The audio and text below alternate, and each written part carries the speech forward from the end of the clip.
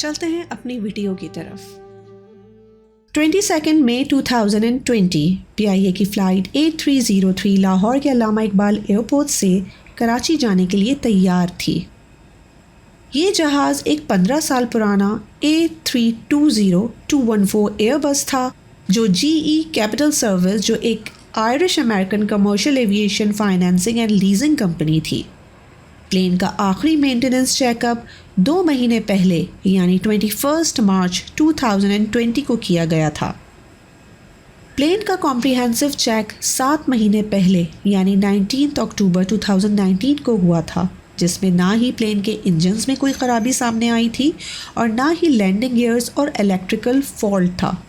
22 مارچ سے 7 مئی 2020 تک COVID-19 pandemic کے درمیان فلائٹ کینسلیشنز کی وجہ سے اس پلین نے کوئی پرواز نہیں بھری تھی۔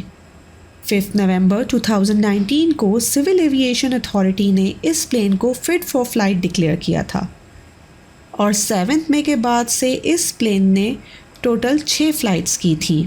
ایئر بس کے حساب سے اس ایئر کرافٹ نے 47,124 فلائٹ آورز کیے تھے۔ PIA فلائٹ 8303 میں 91 پیسنجرز آن بورڈ تھے اور 8 کرو ممبرز تھے، جس میں سے 91 میلز، 31 فیمیلز اور 9 بچے تھے۔ یہ سارے وہ پیسنجرز تھے جو عید الفطر منانے اور اپنے پیاروں سے ملنے کراچی آ رہے تھے۔ فلائٹ 8303 نے 1:05 پر ٹیک آف کیا۔ اس فلائٹ کے کیپٹن کا نام سجاد گل تھا، جو پاکستان ایئر لائن کے موسٹ سینئر پائلٹ تھے۔ کیپٹن سجاد گل کا 18,000 فلائٹ آورز کا ایکسپیرینس تھا۔ اس فلائٹ کے کو پائلٹ عثمان اعظم تھے۔ ٹیک آف کرنے کے بعد پائلٹ نے ایئر ٹریفک کنٹرول سے کانٹیکٹ کیا اور یہ الفاظ کہے: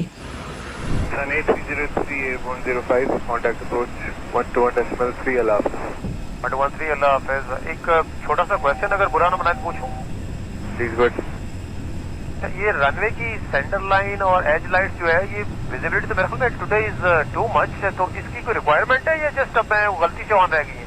نہیں، عمانی کے اپروچ کے لیے آن کی تھی دونوں لائٹس، 18 لیفٹ، کیونکہ ILS نہیں آنا ہے تو ویژول اپروچ کر رہے ہیں۔ Okay, thank you. فلائٹ کرو نے 2:30 پر ایئر کرافٹ کو رن وے 25L پر ILS اپروچ کے لیے تیار کرنا شروع کیا۔ ILS انسٹرومنٹل لینڈنگ سسٹم کو کہتے ہیں، جس کے ذریعے پلین کو نارمل اور ایڈورس ویدر کنڈیشن میں رن وے پر لینڈ کرنے کے لیے گائیڈنس دی جاتی ہے۔ جب فلائٹ 8303 جناح ایئرپورٹ پر پہنچنے والی تھی تو ایئر ٹریفک کنٹرول نے پائلٹ سے کانٹیکٹ کیا اور ایئر کرافٹ کی اسپیڈ اور ہائٹ کے بارے میں خبردار کیا۔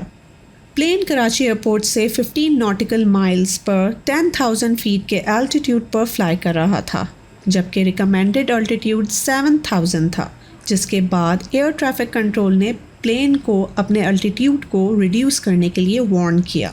پائلٹ نے بجائے ڈسینڈ کرنے کے اس کے جواب میں کہا کہ وہ اپنے الٹیٹیوڈ سے سیٹسفائیڈ ہیں۔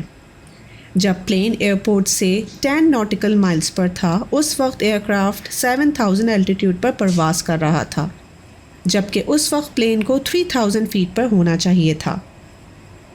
ایئر ٹریفک کنٹرول نے دوسری بار پائلٹ کو ایئر کرافٹ ڈسینڈ کرنے کی وارننگ دی، جس پر ایک بار پھر پائلٹ نے یہ رسپونڈ کیا کہ وہ اپنی اڑان سے مطمئن ہیں اور وہ سچویشن کو صحیح سے ہینڈل کر لیں گے۔ فلائٹ کے دوران کاکپٹ سے آتی ایک اورل ساؤنڈ سنی جا سکتی ہے۔ یہ وہ وارننگ ساؤنڈ ہوتی ہے جس میں پائلٹ کو یہ خبردار کیا جا رہا ہوتا ہے کہ وہ انکریکٹ کنفیگریشن کے ساتھ لینڈنگ اٹیمپٹ کر رہے ہیں، جیسے کہ لینڈنگ گیئرز نیچے نہیں ہیں یا پھر لاکڈ ہیں۔ پلین کے انسٹیبل اپروچ سے ڈسٹریکٹ ہونے کی وجہ سے ایئر ٹریفک کنٹرول سے لینڈنگ گیئرز ایکسٹینڈ نہ ہونے کی وارننگ ملنے کے باوجود بھی دونوں پائلٹس نے وارننگ کو نظر انداز کر دیا۔ انویسٹیگیشن سے یہ بات سامنے آئی کہ کرو نے لینڈنگ گیئر لیور کو نیچے تو کیا، لیکن اس وقت ایئر کرافٹ اپنی اسپیڈ لمٹ کو ایکسیڈ کر چکا تھا اور اسی وجہ سے لینڈنگ گیئرز اپنا کام کرنے میں ناکام رہے۔ 2:32 پر پائلٹ نے Karachi air traffic control tower کو رپورٹ کیا کہ وہ 3,500 سے 3,000 فیٹ پر ڈسینڈ ہو کے رن وے 25L پر ILS اپروچ کے لیے پریپیئر ہو رہے ہیں۔ اس وقت پلین رن وے 25L کے تھریش ہولڈ سے 5 مائلز کی دوری پر تھا، जिस के बाद एयर ट्रैफिक कंट्रोल और पायलट के बीच ये कन्वर्सेशन हुई. We are comfortable. We can make, inshallah. We are comfortable now, and we are out of 3,500 for 3,000. Established ILS 25 left. Plane की ज़्यादा हाइट और स्पीड की वजह से एयर ट्रैफिक कंट्रोल ने पायलट को ये एडवाइस किया कि अप्रोच के इस अटैम्प्ट को छोड़कर 180 लेफ़्ट टर्न लें, क्योंकि ये टर्न प्लेन को आईएलएस अप्रोच से दूर ले जाता. पायलट इस बात को नज़रअंदाज करके आगे बढ़ता गया और एयर ट्रैफिक कंट्रोल से ये अल्फाज बोले. Sir, we are established on ILS 25 left. जिसके बाद जवाब में टावर कंट्रोलर ने पायलट को इन्फॉर्म किया कि एयरक्राफ्ट टच डाउन से 5 माइल्स के फासले पर है और उसके बाद प्लेन को लैंड करने की इजाज़त दे दी. रिकॉर्डिंग में पायलट की आवाज़ बहुत काम सुनाई दे रही है, जिससे ये अंदाज़ा होता है कि वो वार्निंग सिग्नल्स को या तो सुन नहीं रहे थे या उन्होंने इन वार्निंग्स को ज़्यादा सीरियस नहीं लिया.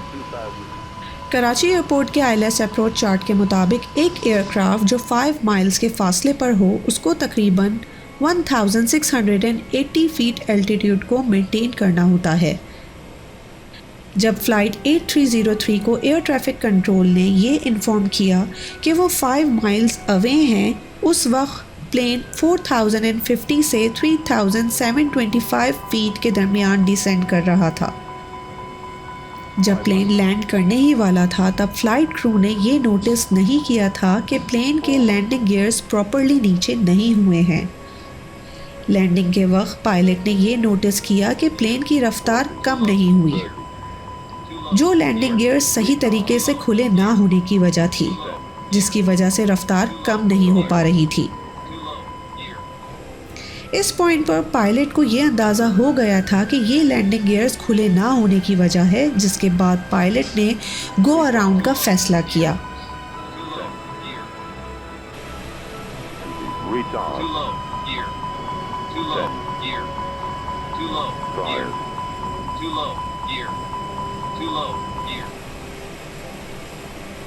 प्लेन का पहला ग्राउंड कांटेक्ट रनवे के थ्रेशहोल्ड से 4500 फीट पर हुआ, जिसके नतीजे में एयरक्राफ्ट का लेफ्ट इंजन रनवे से स्क्रैप हुआ. प्लेन का दूसरा ग्राउंड कांटेक्ट 5500 फीट पर हुआ, जिसके बाद एयरक्राफ्ट का राइट इंजन भी मुतासिर हुआ. प्लेन का तीसरा और आखिरी ग्राउंड कांटेक्ट 5500 से 8000 फीट पर हुआ.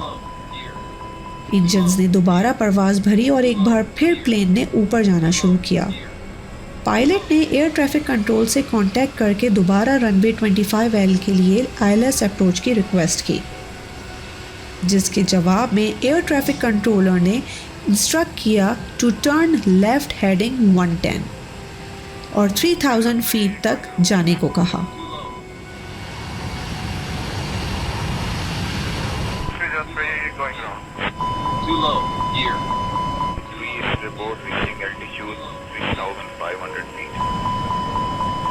Pakistan 8303, we would like to come again for ILS 25 left.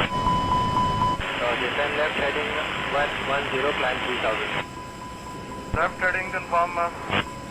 From left heading 110, climb 3000. 110, climb 3000, Pakistan 8303.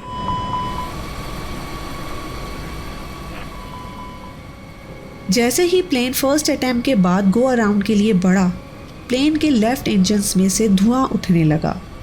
उसी के साथ प्लेन का राइट इंजन भी फेल होने लगा. ये प्लेन के इंजन्स रनवे पर स्क्रैप होने का नतीजा था, जिसके बाद प्लेन के हाइड्रोलिक फ्लूइड और ऑयल ने स्क्रैप्ड पाइप में से लीक होना शुरू कर दिया.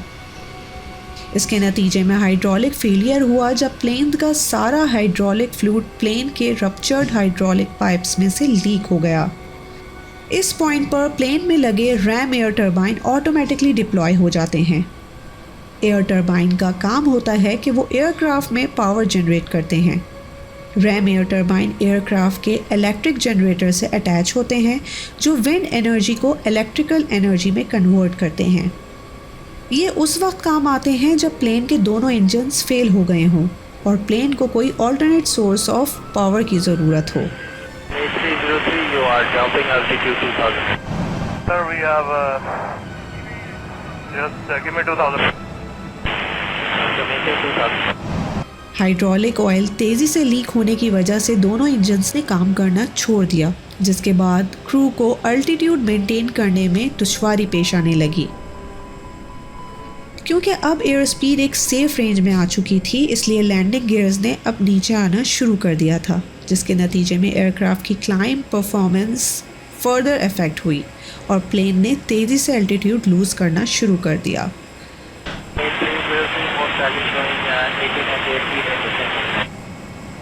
Copy, sir. We are now trying to maintain. इस पॉइंट पर पायलट ने रेडियो कराची टावर से कराची अप्रोच पर स्विच किया और एयरक्राफ्ट को लेफ्ट टर्न करना शुरू कर दिया। 8303 approach. जी sir. Appears to be turning left. While proceeding that, sir, we have lost engines. Confirm you are carrying on valley right? Runway available to land at 25. Roger.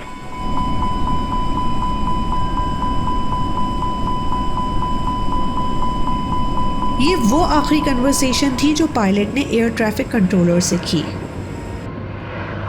Speed, speed, speed. Clear, Mayday, Pakistan 8303. Pakistan 8303, Roger, sir. Both runways available to land.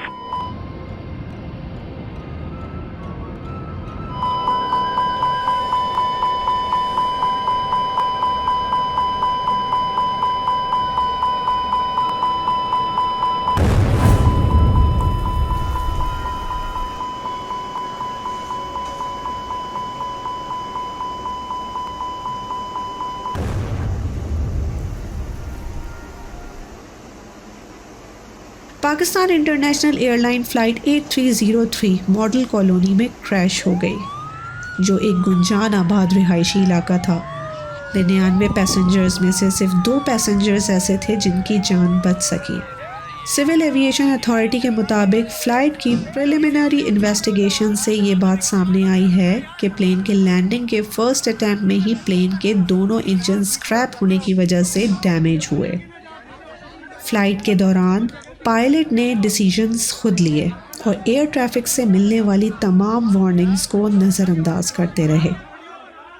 Plane के cockpit में लगे voice recorder से ये बात भी पता चली कि पायलट कोविड-19 पैंडेमिक जैसी नॉन ऑपरेशनल कन्वर्सेशन में प्री ऑक्यूपाइड थे।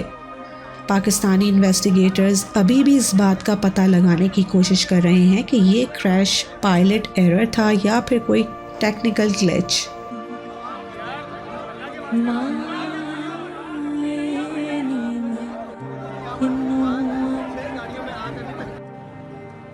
दर्द विछोड़ दा हाल नी माए नी मैं किन्नू आखा दर्द विछोड़ दा हाल नी माँ